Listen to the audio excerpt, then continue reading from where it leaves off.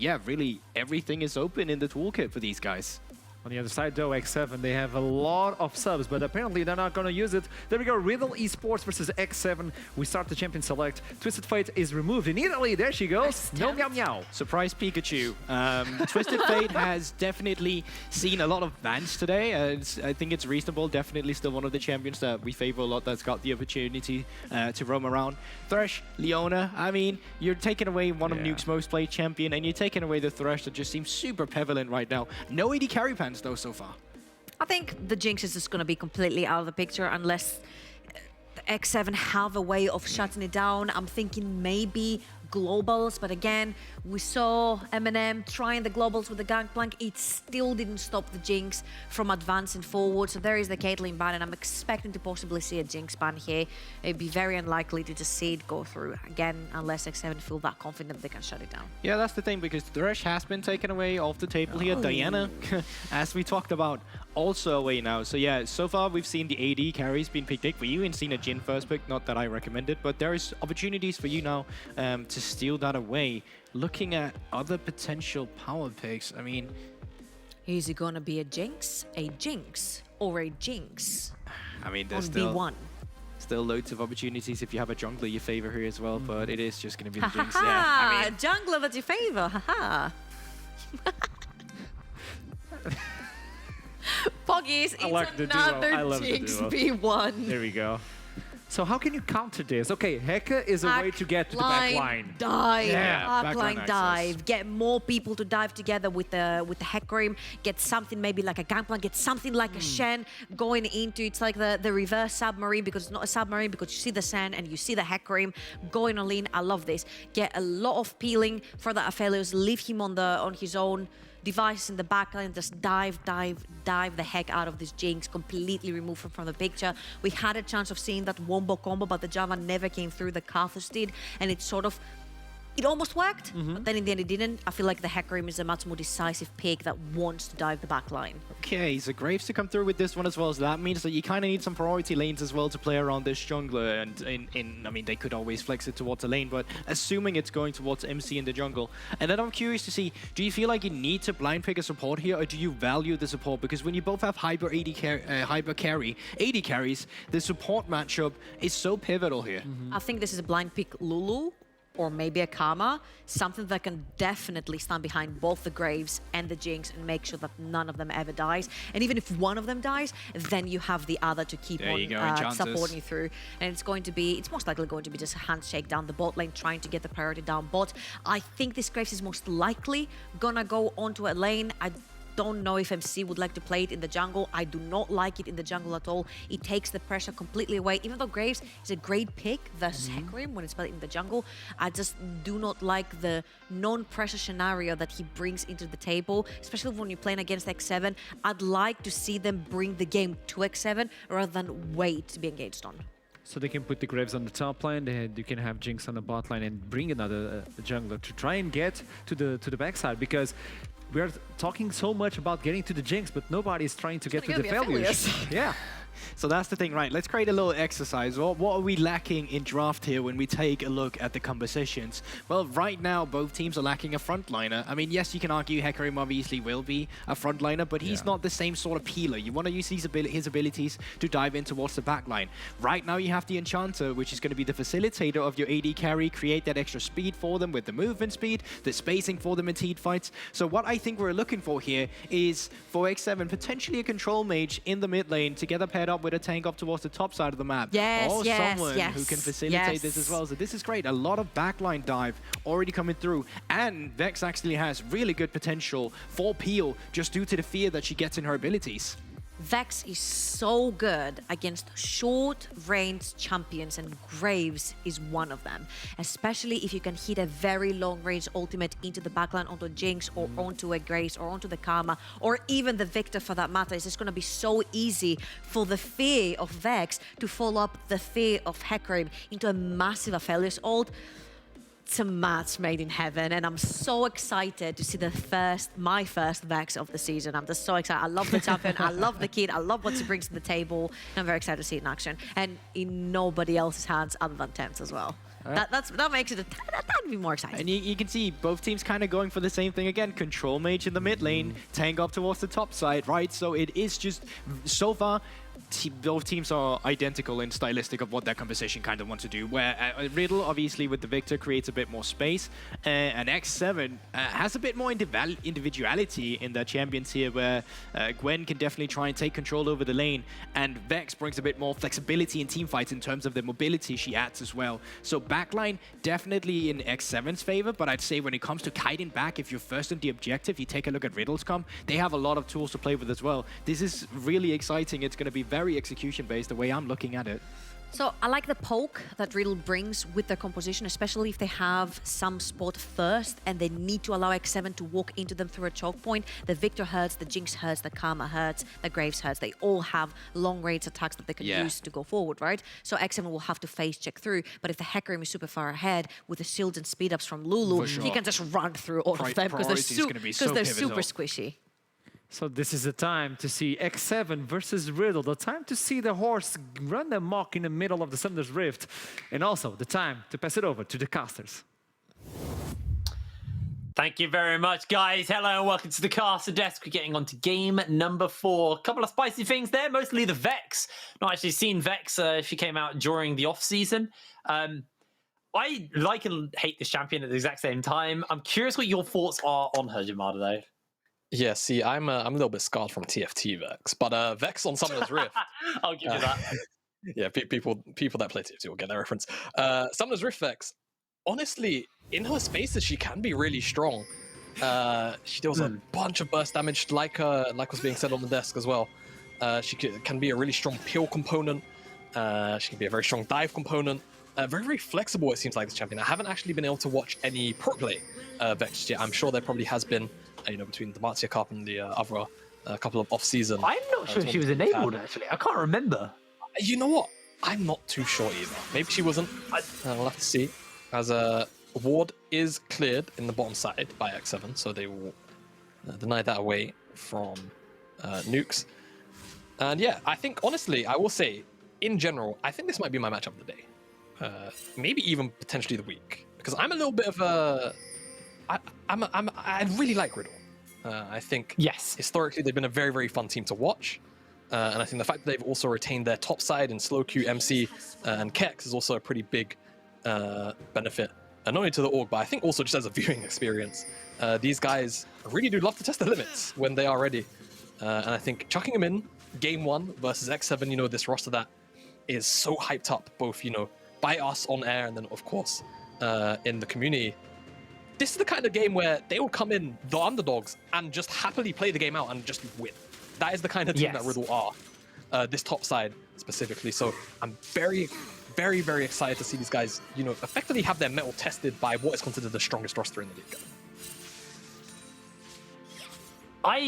It's an interesting matchup because, like you said, we there's a lot of big players here on Riddle, players that we've had in the scene for a little bit, and Riddle have always been a fun team, but X7 are a team who everybody has been hyping up as probably one of the best, if not the best team in the league right now, and it's really on them to actually just put on a pretty convincing performance here to prove us right, because there are still 2 academy teams in our league. We might have lost Fnatic, but we have Astralis, we have XL. So it's really, on X7 to show us. Yeah, and that's the thing, right? XL, as hyped as XL on the summer XL. Yeah, exactly. XL on the summer XL that we saw, after we saw the departure of Marcoon and Advian. This is going to be a revamped, fresh version of the team. Yeah. So, they are going to be a threat. Being able to, practice together, strum together. The issue with that roster swap mid split, of course, is it just sort of shakes up the way that systems may work. Ignore all of the summoners disconnected, of course. Yeah, they're still here. Yes, obviously there must have been a pause. Players must have had to reconnect and disconnected, but was resolved fast enough that we don't have to pause on air, which is very nice. So yes, exciting matchup all around. I think from top to bottom here.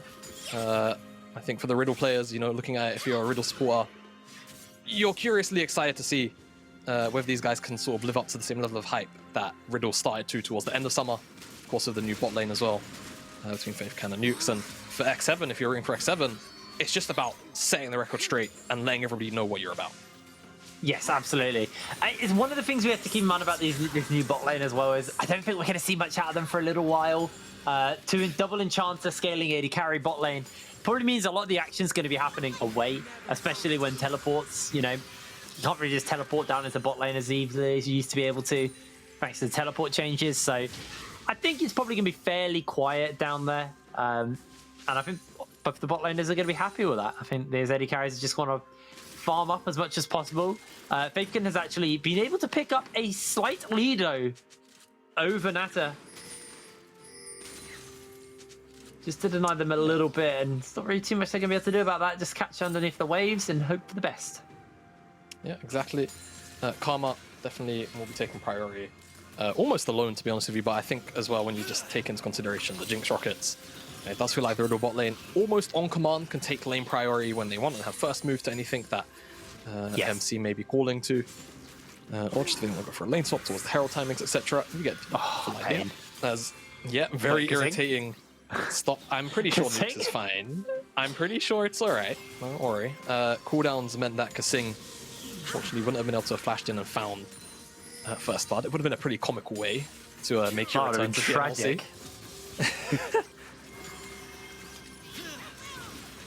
They did bring the pony down just to make sure that this wave did crash and there wasn't going to be any tomfoolery to stop them from resetting. Temp's been a real nuisance here. If you haven't seen Vex, where have you been? She's been out for a while, but the fear on her does last fairly healthy amount of time, to be honest. Yeah, I can't remember the numbers. I want to say it scales from like a 3/4 of a second upwards to maybe like a second and a half or a second and a quarter, something like that. It could just be somewhere central to that.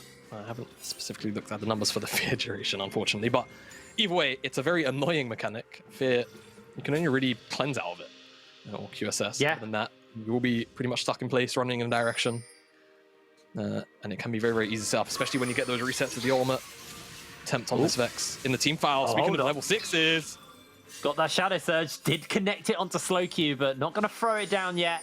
Nukes being there meant that was not a fight worth taking, especially when you didn't actually have any mana, so you can get the shield up. As Jaeger has got a couple of people hanging about. The Haru is in his pocket to make sure that not going to get into too much trouble here. Exactly that, and that's what this Gwen lane is definitely here to do, not get into trouble. Scale up, be a side lane menace, and then if you do get called down towards these team fights, be a backline threat, be a nuisance, be something that really disrupts slow Q and Faithcon from actually participating in these team fights properly. And not only that, being able to burn through the front line as well with all that true damage is going to be a big benefit to X7. Well, see, grab number 2 is going to get secured by MC. But definitely a slower start again. Just like our previous game. We did somewhat expect this just from the champ select, but Xing now going to get tempered up by Nukes. Not going to fully connect it as the gravitum, sorry, from Nata will stop Faithcon from chasing any further up. Yeah. Nice little bit of dissuasion there, but yeah, again, like you say, symptom of the drafts, right? I just feel like neither of these teams are necessarily going to want to scrap it out, have a super bloodthirsty early game here. You know, Graves wants to farm up, build the CS lead on his opponents. Oh, that's Red the and murder white guns. Yeah, That is the murder guns. Oh my god! Hill comes down!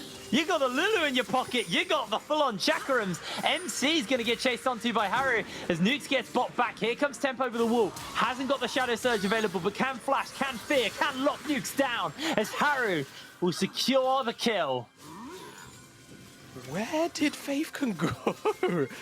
to the Aphelios, red and white. Absolutely absurd in that scenario. We'll get a replay of it. Switches out of the flamethrower, and it's just all of these standard chakrams. He's got so many. What is that, 12 almost? It has to be. As the rotation comes in from Haru and from Tempt. And yeah, double fear just means a little bit too much CC, unfortunately, for Nukes to actually survive. Drops to the rotation of X7, and that's 2 kills.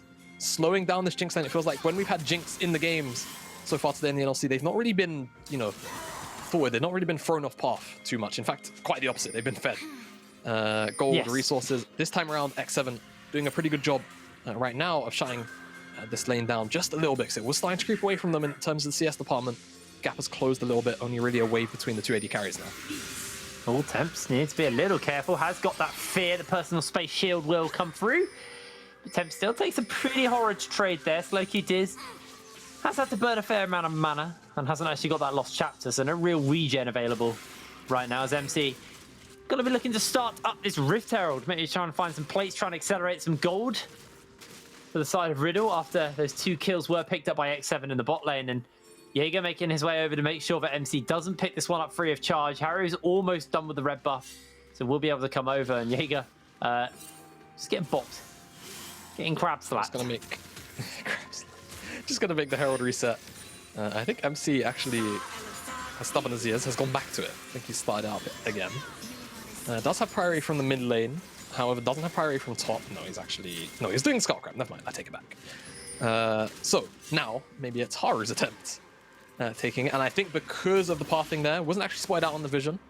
Of course, if you hug that top left wall, Eyes now. Yeah, I think he was eventually spotted. The eyes appeared over the model, so it definitely was spotted out there. Yeah. But I don't think they really want to do this. Jaeger's got a pretty large wave shoving in to Kex.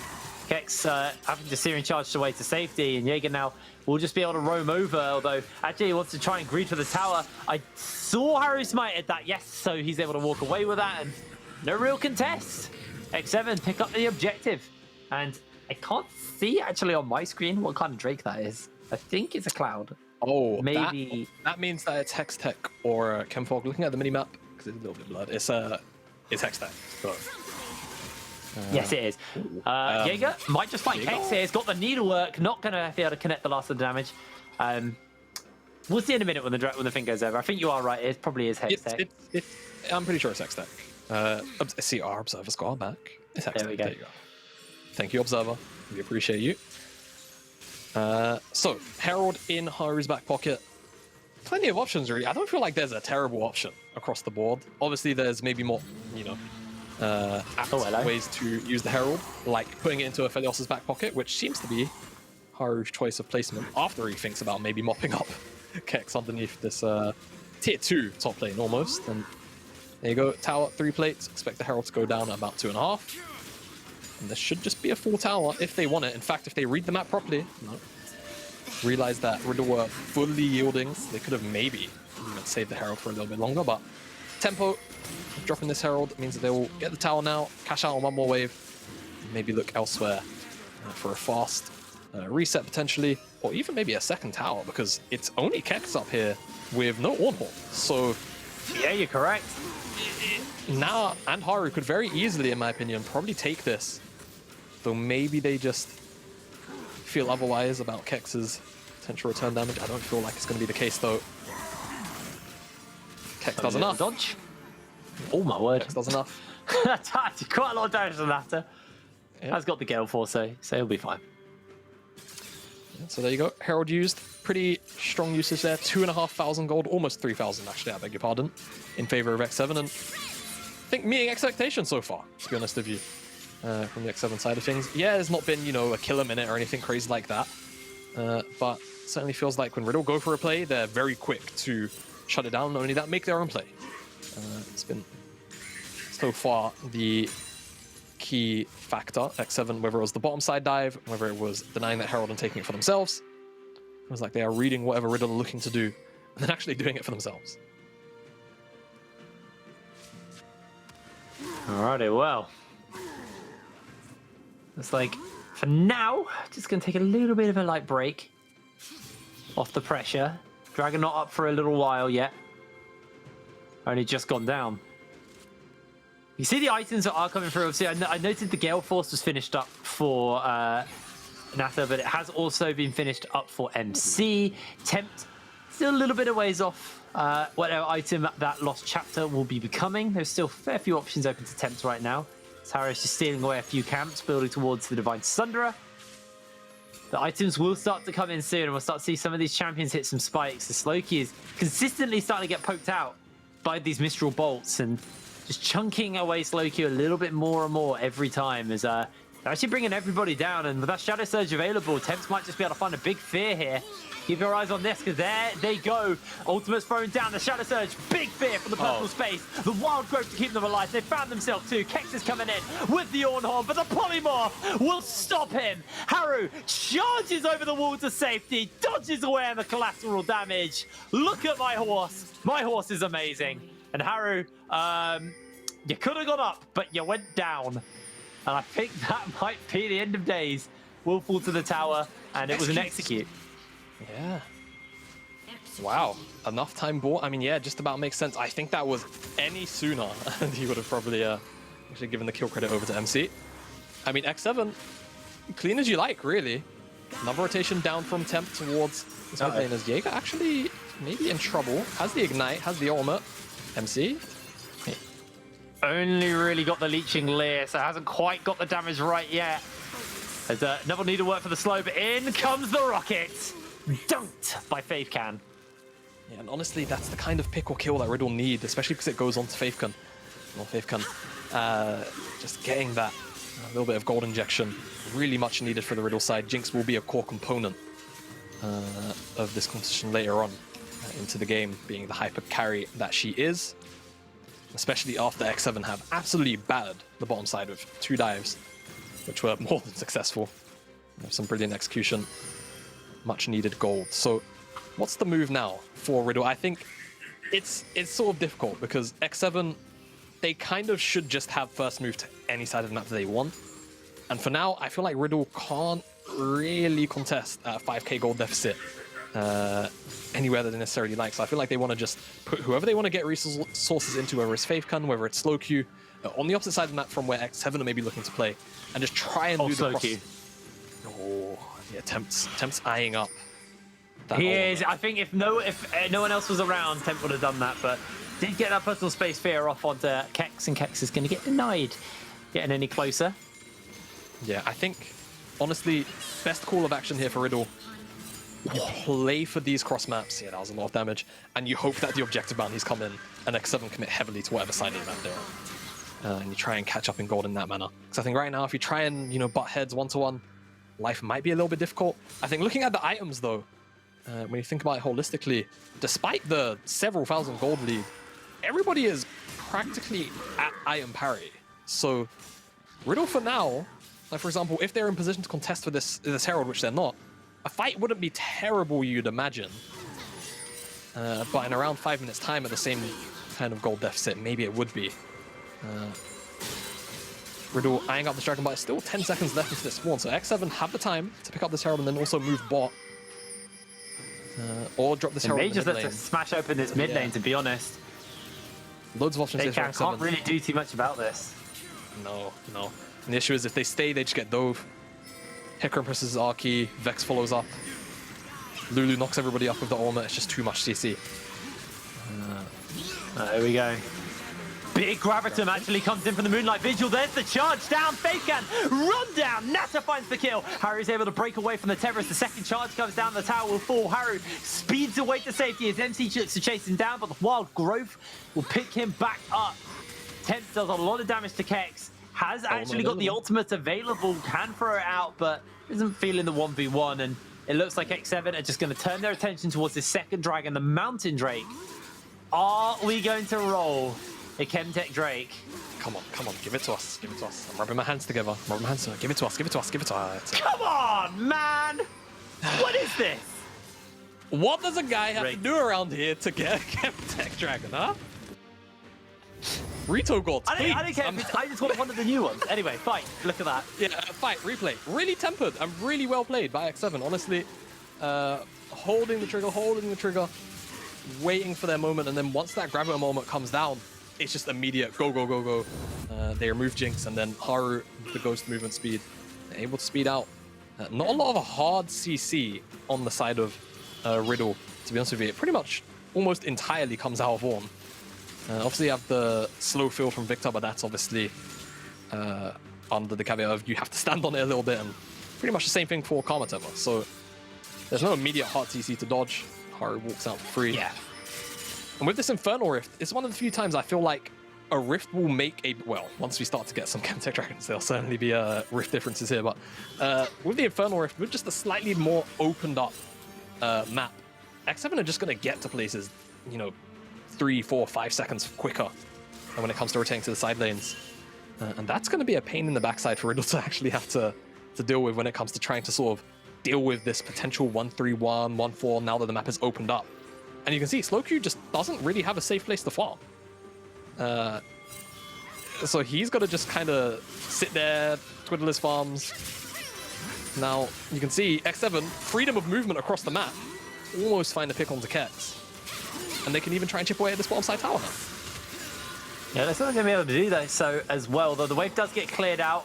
Nata has the murder guns, though, so that's going to be scary. Yeah. Almost got that collector finished up as well for Nata, so it's going to get even scarier. As we'll have to hold that because the fight's looking to break out. Kex takes a whole lot of damage. Intent with the ultimate ready to go down. Watch out for that Shadow Surge. Decides not to do it. Just can get a little bit of a fear off for the moment. And actually, something we haven't hit on is the mid lane's items. They've both got the new AP item, the Crown of the Shattered Queen. It gives you a little bit of safety, basically. It's damage reduction. No, just movement speed and AP is this mythic passive, which is kind of crazy. Yeah, no, that seems fine for game health and balance. I mean, to be fair, I was very, very critical of this item just because of the intended use case. However, I don't feel like it's landed too horribly. I feel like, in theory, it seems like a super oppressive item, and it definitely still can be. Like, for example, if you thought about it, like in this game, for example, if there was a slightly longer ranged mage from Riddle, like who actually pops it like the crown?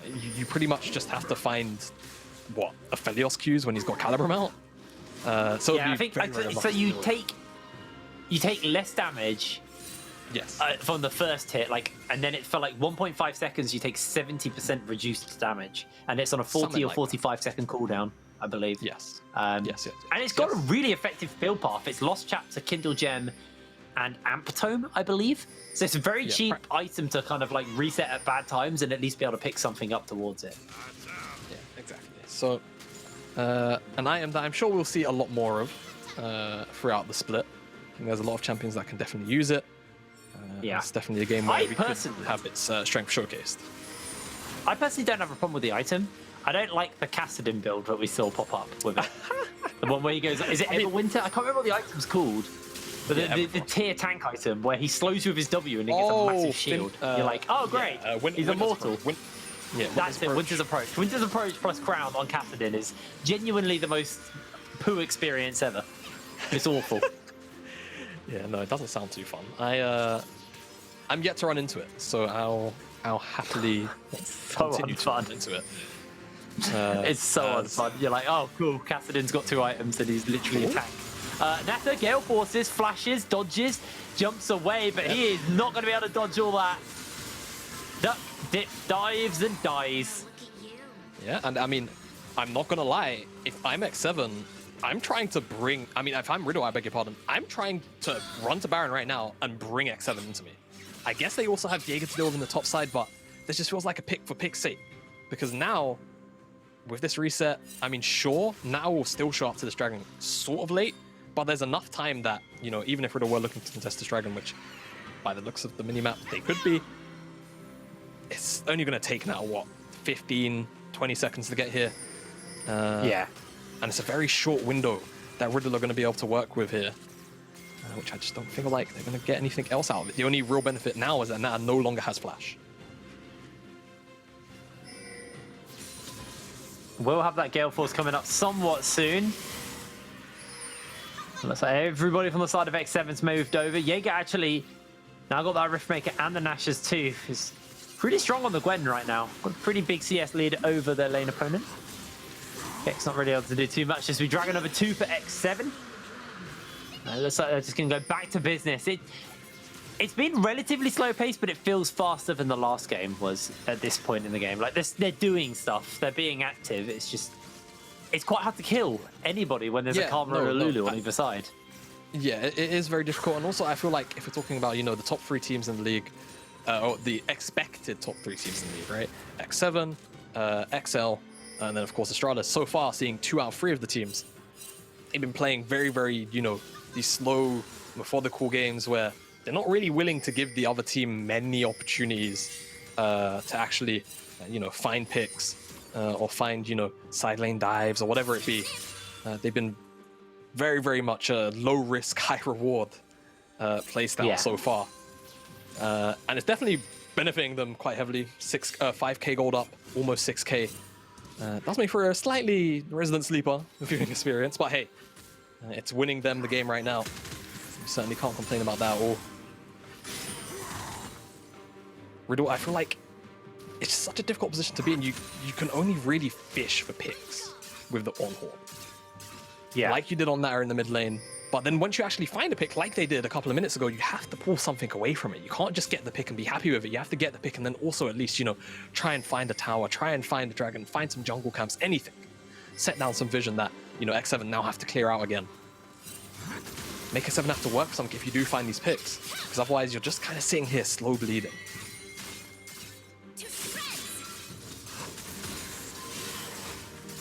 And the question is where do they find those opportunities? Where do they find those little things? Because the bleeding isn't stopping, and X7 are looking to turn their attention towards that Baron. Decide the better of it, decide to move away, decide maybe we won't fight this one, but they might just be looking for the fight, because there they go in day 1.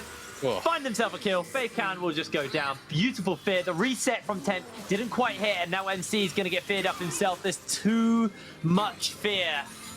X7 are a frightening team right now. Yeah, X7 take their moment. Jaeger should be fine. We'll have another dash soon. I'm not sure there's quite enough damage, and plus that one missed. We'll keep Jaeger up. I mean, cool Forge Squad, audacious, they really want Jaeger, don't they? But what else can they look for when they know they're losing Baron, they know they're losing stuff on the top side? This game just got a whole lot harder off that mid lane pick. X7 do a great job of finding it. Nata got the perfect answer Baron as well. Red, white. Yeah, it's absolutely shred through this. You just can't walk in. Yeah. You can't walk in. They shred the Baron quickly. If you walk in, Nata just turns around and murders you. We'll get the pick here. Sped up by the Lulu. Nice ultimate from Tempt as well, and it just sets up for Haru to just absolutely run Faithcan over. MC does actually dodge out on the Vex ultimate, but unfortunately can't quite dodge out on the Hecarim one. Gets collapsed on, dies as well. And now Riddle, I mean, it just feels like a very, very hard position to really, be honest and say, okay, I think Riddle can come back to this if they do this, this, and this. They kind of just have to sit here, pray X7 don't execute, as well as they have been for the last 25 minutes, and try and get to those IM spikes. They have, decent wave clear tools between the Victor, between the Graves, Jinx, I suppose, from Rockets. Yeah, sure, if I'm being super optimistic. But X7, they've been no strangers to just pulling the trigger on these dives underneath these towers, and with Baron, I don't expect that tempo to slow down. Neither do I. 26 minutes in, and now with the Baron, the sieging up. Here comes the call of the Forge God onto the flank here. X7 not going to get caught out, and there's the fear in possible space. Moonlight Vigil thrown down. It is a cluster right now, and Tempt still can go in once again. Actually has missed out on the reset for the moment. And both health bars of both teams are a little lower than maybe they would like to be. Slikey doing a good job of finding a bunch of damage from that Death Ray. And X7 are just going to have to back off for now. Yeah, all back off for now. Don't find anything crazy outside of the pick onto Faithcon, but they've been bullying him all game. So at this point, we're kind of used to it. To try and crack open this base. Baron still has a fair amount of time left on its duration, but you imagine some of that may be used in taking down the dragon. We'll have to see as, yeah, unfortunately, Faithcan on the Jinx. Not having a fun one into this pretty full dive heavy composition between the Hecarim and the Vex. It's just too much CC and downtown damage coming from Nata too. Which makes it very, very unfun to play for the Riddle AD carry on his debut here. As X7 should be picking up this third dragon too, so one away from Soul, not that they really need it, it feels like in this game state at all. 10,000 gold lead. Riddle, it just feels like hope and a prayer. And you believe that X7 maybe makes some kind of error on a dive, because I mean, there is a lot of return damage that can come out from a Graves, from a Victor. You know, stuff does look doom and gloom right now, but all it takes is one slip up, one break in tempo, and then all of a sudden maybe you can get yourself back into it. But it will be a mountain to climb. It's going to be a very hard one for them to do so. They got the Baron as well. Jaeger's using to shove in on the top side. The rest of the team shoving in through the mid. Through the bot. Sing's actually just grabbing the midway for the team as Kex coming in with that Call of the Forge God. Does find himself a knock up onto Haru, but there's a blast cove in to buy a bit of space, but the Tether's going to connect, and Haru able to survive. Ultimate goes wide by Temp, and Kex will lose his life. Haru being cooked, though, in the meanwhile. The Moonlight Vigil also going a little bit short. Haru able to zoom away as Jaeger launches into the middle of free, trying to find the kill onto Slowq. Snip, snip, snip, not quite hitting. The Fear's going to go wide. The collateral damage doesn't quite connect either, and Jaeger able to jump away to safety. X7 are now on to the inhibitors. It will fall down in the bot side. They may just look to collapse here on the top in the mid as well. As Haru's grabbed the waves, going to shove it in, and X7 are going to take their second inhibitor tower. Let's see if they stick around to try and close out onto this second inhib themselves. Slowq's back to full health, and that might just be enough to scare them off as he's thrown down the gravity field, and X7 just going to look to walk away. Yeah, I mean, patience, right? I think for X7, they know that this inhibitor is realistically a bit of a given the game state they're in. They can just go reset, spend whatever gold they have, come back, and, play out the same scenario with more items, bigger advantage. Nata. Oh, hello. Oh, no. MC. Great blind. That blind might just be enough. Oh, dodging away on Temp's ultimate. MC playing with fire as Nata just Gale forces forwards. Now he might be in trouble. He's been slowed down by the Brittle. They're trying to keep him alive. Nata gets healed up, but here comes Haru on the flank. Look at the damage from the charge. Nata finds a double kill. The Syrian charge forward by Kex, but it's not going to be able to do too much because Nata has the Lulu in his pocket, and Slowq is being slowly cut down as he's boxed into Jaeger's waiting hands. Nata finds the third, and it is only MC who remains. X7. I think they're done praying. I think this might just be the end of the game for Riddle as MC bopped into the wall by Haru, and Haru looking to run him down. Not going to be able to finish up the kill, but they might just be able to finish up the towers. They've got the wave to work with. Riddle unable to do much of anything in this game as X7 are dominating. Yeah, completely routed. From start to finish, felt like an X7 from the opening game, definitely meeting the expectations I feel like a lot of us, if not all of us, really had for them. Yeah. Straight up domination, start to finish. It really didn't feel like Riddle actually had much of an avenue into this one. Since in the draft, maybe, you know, definitely relying a lot on scaling here between the Jinx, Victor, Graves as well. It didn't really feel like they had many early options, whereas, you know, the early priority that Vex could get from the mid lane meant that it also freed up Haru to move down. And those 4-man dives were really critical to X7 effectively building their lead on the rest of the map. And from there, it just snowballed out of control. It was a very dominating game from X7. I mean, it's kind of what we expected from them. There were very high expectations for this team. They came in, honestly, dominating Riddle. You know, it's still a very good team. It's day one. Everybody's been off for a little while, so you gotta get back into the groove. But for now, we are gonna throw to a break, and when we're back with the analyst desk, and Archeron can do some interviews. So watch some adverts. See you in a moment.